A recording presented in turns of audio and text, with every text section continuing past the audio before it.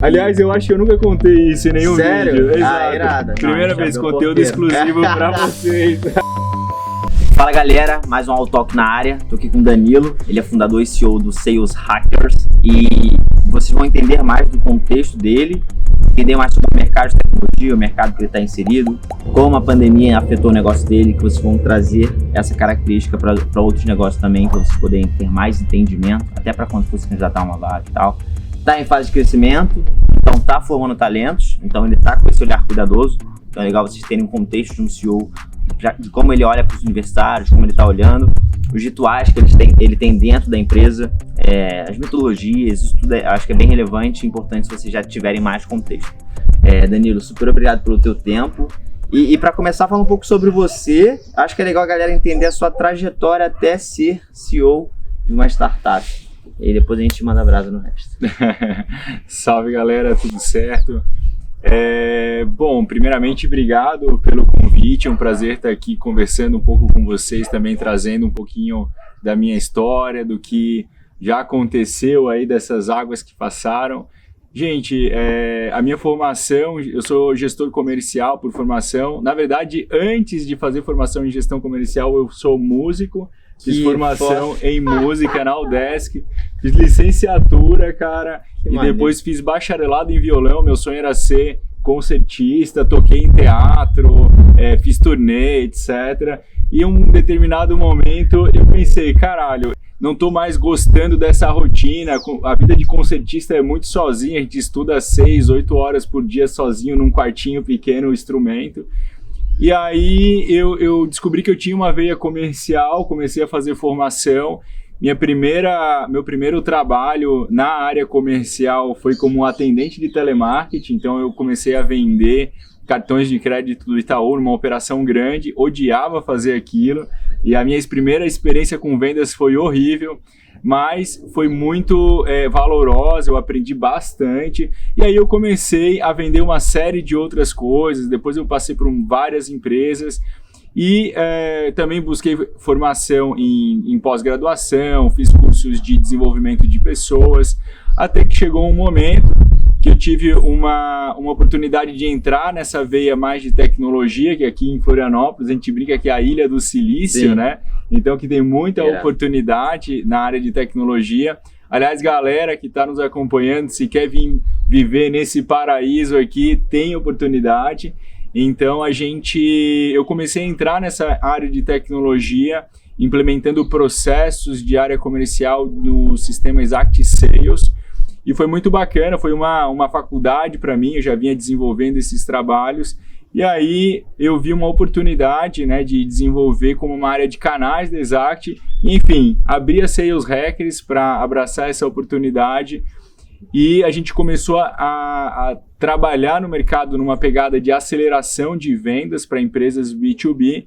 E deu muito certo, muitos cases, né, e a empresa foi crescendo. Hoje a gente já trabalha tanto nas áreas de vendas como Customer Success, que para quem não conhece muito bem, imagino que a galera que está acompanhando esse vídeo talvez não entenda muito bem o que é Customer Success, é uma nova forma de você olhar para a gestão do cliente de forma mais proativa. Enquanto o suporte, por exemplo, normalmente trata o cliente de forma reativa, no Customer Success a gente trata isso de forma mais proativa. E aí, cara, muita coisa rolou, né? A gente brinca que a nossa missão é transformar a história das empresas usando um método de crescimento escalável, e eu desenvolvi esse método junto com outras pessoas feras lá do nosso time, que envolveram tanto a área de CS e tecnologia. A gente conseguiu englobar tudo dentro de uma jornada e está dando muito certo, estamos crescendo. Quem quiser a oportunidade, vem com a gente que estamos acelerando. E Danilo, não sabia esse teu bastidor de música e tal, muito foda. Aliás, eu acho que eu nunca contei isso em nenhum vídeo. Exato. Irado. Primeira vez, conteúdo exclusivo para vocês. Que irado. Não, isso é muito engraçado, porque se a galera começar a perceber que os vídeos que a gente gravou aqui, a galera sempre tem alguma característica meio que chave, assim, alguma transição, alguma coisa bem importante. Que é isso, né? Às vezes a gente não acerta de primeira, mas aí a gente entende o que a gente não quer fazer, e aí a gente vai e, começa a desbravar um novo mundo. e agora tu é CEO, porra, é muito foda. E como contexto de pandemia, né? A gente tá gravando aqui dia 25 de setembro, pandemia tá rolando ainda. Como afetou o seu negócio, né? E a gente tá aqui no mercado de tecnologia, alguns foram acelerados, outros, porra, acho que deu um dado, 700 mil CNPJs que foram out, uma coisa assim meio bizarra. E como foi esse cenário pra ti? Não foi fácil, realmente. Eu lembro bem do momento, eu estava voltando de uma imersão, eu tinha ido para Goiânia estruturar os processos de vendas de uma distribuidora de internet, aquelas empresas que passam fibra, e na volta no aeroporto lá em Goiânia, cara, eu vi galera de máscara, quase ninguém no aeroporto, e aí eu já vi, cara, é real mesmo, o negócio não ficou na China, tá chegando aqui. E aí, dali em diante foi uma sequência de medo, de receio, que impactou diretamente nosso faturamento. Março, eu acho que foi o pior mês de faturamento em anos, assim, sim, sabe? E aí, porém, né, passado aquele medo, porque o mercado, quando ele tá com medo, ele se trava e gera uma cadeia, né, de consequências em uma série de empresas, né? E para a gente não foi diferente. A gente teve que renegociar contratos, vários negócios que estavam no nosso funil para cair, tipo, com o cliente para assinar o contrato, o cara desistiu. Alguns prorrogaram, outros desistiram. Mas a grande questão é que não foi fácil. Por outro lado, né, a crise ela sempre tem algumas fases, né? A primeira fase é a fase do medo. A segunda fase da crise ela é sempre uma fase de esperança. E a terceira fase da crise é sempre uma fase de realidade. E hoje a gente está vivendo já uma fase de realidade, né? E tudo aponta que é uma realidade muito boa para várias verticais de negócio, onde a gente se encaixa também. Porque com essa pandemia, as empresas perceberam que não dá para esperar aquela transformação digital que estava na gaveta por meses, se não anos, né? E aí, tendo essa necessidade, as empresas viram, cara, eu não sei como que eu posso vender nesse novo normal, pós-pandemia, com ferramentas de colaboração remota, com gestão de projeto remoto, com ferramentas de gestão de vendas remoto, de gestão de clientes remoto. Como é que eu faço gestão e gestão de performance de time remoto? E a Sales Hackers entrou exatamente nesse contexto, porque a gente já era uma empresa digital, nativa digital, e as outras empresas começaram a nos procurar para guiar elas nesse caminho do digital, no caminho do remoto. E aí foi uma sequência. Em abril já não foi tão ruim, em maio não foi tão ruim, em junho a gente já começou a voltar aos patamares anteriores e agora em setembro foi o melhor mês de faturamento da história da empresa. A gente arrebentou de vender esse mês, cara. Arrebentou. Não, é bem legal trazer isso, né? Porque pelo menos a gente consegue ver alguns lados bons da história, né? Do que rolou. E acho que foi um J, né? Foi um J demais. Foi um Jotinha aqui assim, e agora acho que tende a crescer e acho que é bem legal. E aí, crescimento, crescer dói, e aí vem a parte de contratação, vem a parte de formação de talentos. Como você como CEO, está lidando com isso, né? E como é que você está enxergando até a galera universitária aí dentro da tua empresa, como é que você enxerga essa formação de talentos? É muito importante, na verdade, o que a gente observa é que o que realmente faz a diferença na empresa e no sucesso do cliente são os talentos que a gente coloca para trabalhar lá. Porque de nada adianta a gente ter boas planilhas, ter bons sistemas, se quando alguém pega o telefone para conversar com o cliente, a gente não gera uma reflexão, se a gente não consegue levar o cliente a outro patamar, né? E como eu falei, a nossa missão é de fato transformar a história das empresas, a gente não está para brincadeira no game.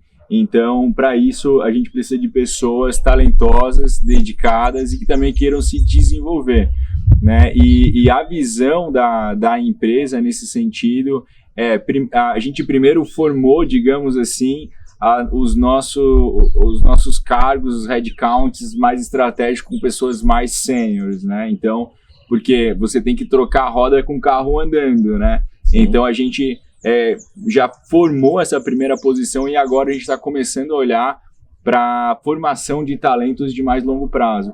Porque existem algumas fases, digamos assim, como empresário, quem tem a empresa ou quer abrir empresa e está acompanhando a gente aqui, cara, você vai ter alguns desafios, então serão vários, né? Mas vai chegar esse determinado momento que você vai ter que começar a olhar para a formação de talentos mais longo prazo, porque por mais que a empresa continue, por exemplo, se a empresa continua crescendo de forma acelerada e você querer olhar apenas para pessoas mais sêniores, você vai ter muita dificuldade de conseguir escalar na velocidade certa.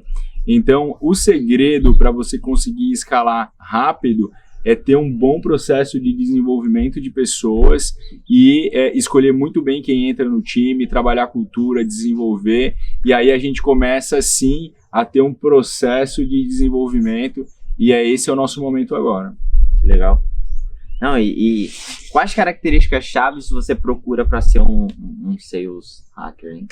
Cara, são várias. Primeira coisa é match cultural, né? A primeira coisa, inclusive o nosso processo seletivo, eu já vou dar dica para vocês aí, gente. Eu já vou. Ó, galera de people lá da empresa não pode ver esse vídeo, senão vocês estão hackeando o nosso processo de contratação. Mas, gente, a primeira coisa é o match cultural. Então, a gente tem um teste, né, que a gente faz para avaliar match cultural. A gente é uma empresa mais, digamos assim, com esse DNA de inovação, startup. A gente não usa gravata, não gostamos dessas coisas, né? E a gente tem essa pegada mais descolada mesmo, e a gente tem alguns valores. E aí o que a gente começa a bater com o candidato é se a visão de mundo do candidato também bate com a nossa visão de mundo. Por exemplo, né, um valor que a gente tem como verdade para a gente é transparência. Lá na empresa, todo mundo sabe de todos os números, quanto que vendeu, quanto que não vendeu, se a coisa está bem. Inclusive, um exemplo disso foi na pandemia, que semanalmente a gente ia reportando para a galera, olha, não tá fácil, não tá bom, mas a gente tá aqui, a gente não vai demitir ninguém, não demitimos ninguém, conseguimos manter todo o time. Então tem essa etapa de match cultural. Nesse primeiro momento, a gente não está olhando tanto para a competência técnica, principalmente para universitários e pessoas que estão nesse momento de carreira de desenvolvimento. Então, o match cultural é o mais importante, é a vontade de fazer, né? A vontade de fazer acontecer, de chegar com faca nos dentes mesmo. Normalmente a gente já tem uma área de interesse, eu tenho mais afinidade com vendas, eu tenho mais afinidade com marketing, com tecnologia, com atendimento ao cliente, projeto, eu quero entender a metodologia, eu quero aprender a metodologia, eu quero trabalhar dentro dos projetos. Então, você vem com uma direção, a gente vê a questão do match cultural, agora também uma inovação que a gente aplicou no nosso processo. Como a gente não pode mais fazer entrevista física, e a gente está contratando no Brasil inteiro, remoto, então a gente colocou vídeos no nosso processo, por exemplo, assim, eu quero trabalhar lá na Sales, então vamos pedir para você fazer um vídeo se apresentando, falando um pouquinho sobre você, quem que é você e tal, e isso foi muito legal, porque a gente teve uma aceleração do nosso processo seletivo, ficou uma coisa um pouco mais descontraída, mais bacana.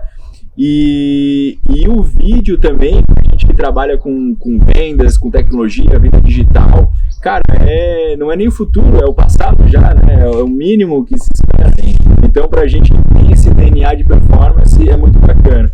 Depois, normalmente, a gente, para algumas vagas, tem uma avaliação técnica, depois a gente parte para uma entrevista com o gestor da área. Em alguns casos, eu participo também. Legal. Não, é legal para a galera ter mais contexto de como as startups estão olhando com carinho para essa parte de formação. E match cultural, cara, o mais importante. É o mais importante. Quando o fit culturalzinho ele tá alinhado, acho que não tem para onde fugir, né? Aí a parte técnica aprende dentro de casa, assim, mas quando o software está bem redondinho, né? Exatamente. Então isso é bem legal. E Danilo, como é que tá sendo a rotina, né? Você falou, nos bastidores a gente falou que você tá implementando algumas coisas, tá tendo Scrum, tá tendo... Então, traz um pouco de como é que é o dia a dia, né? Galera. Existem vários rituais que a gente chama, são rituais de gestão, né? Que você imagina, quando tá fisicamente no escritório, é mais de boa. Eu encontro você no cafezinho, a gente troca uma ideia, fala... Né? E aí pô, resolve isso aqui pra mim. Exato, resolve isso aqui. Porra, como é que você tá? Seu filho, sua mulher e tal. Vamos sair, vamos fazer alguma coisa. Então, no remoto a gente perde um pouco essa interação, né? Mas como que a gente pode contornar? Eu vou falar um pouquinho de como a gente fez, mas também é algo que a gente está melhorando a cada dia. Eu não posso dizer que está perfeito, mas eu sei que tem ainda muito a melhorar. Coisas que a gente implementou que está dando certo no remoto. São reuniões fixas semanais entre áreas, por exemplo. Legal. Toda semana a gente faz uma escolha semanal. Uma coisa muito bacana, por exemplo, do Scrum. Para quem não conhece, Scrum também é uma metodologia de gestão de projetos ágil onde você responde 3 perguntas. Você fala o que você fez, o que você vai fazer e se tem alguma coisa que te impede. Nesse momento você está num grupo, se tem algo que alguém pode fazer para te ajudar e tirar o teu impedimento, já se manifesta a agenda e resolve. Então é uma pegada de gestão ágil.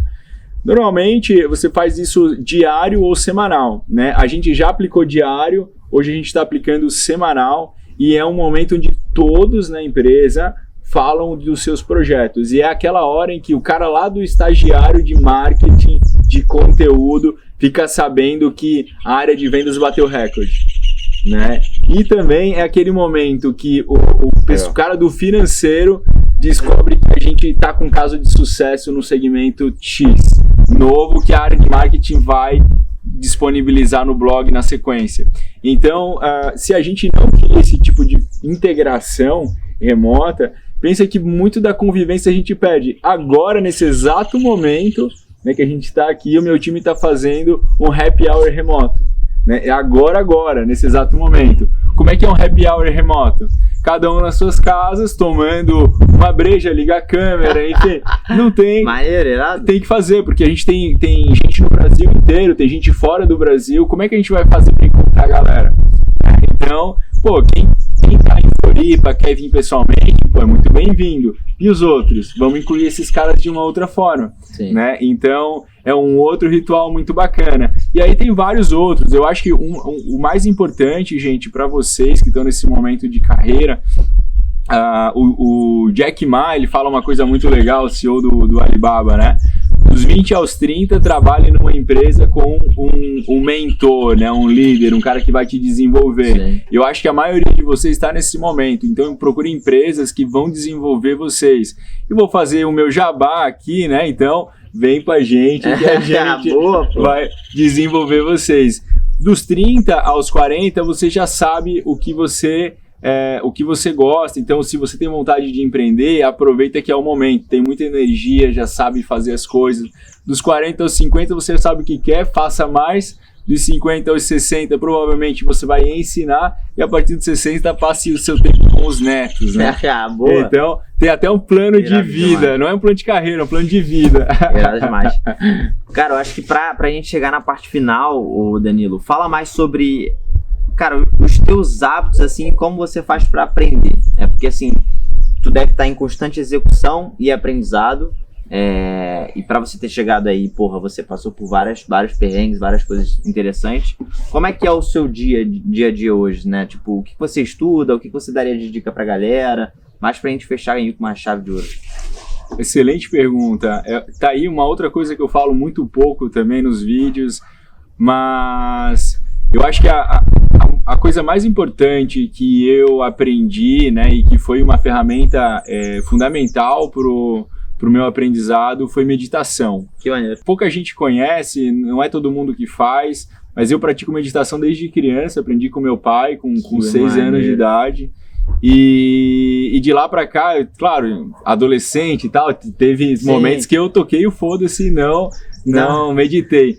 Mas hoje é uma coisa tão interessante e eu sinto que o dia, quando eu medito, por exemplo, cedo, né? Eu gosto de acordar cedo, 5:30 por aí. já faço a minha meditação, em jejum mesmo, aí eu começo o dia lendo, normalmente eu leio 1 hora de manhã cedo, e aí abro minha agenda e eu já sei todos os compromissos que tem, abro o meu Asana, né, que é software de gestão de atividades, já sei todas as coisas que vão acontecer no meu dia, minha mente já se prepara, e aí, pau na máquina, aí acelera.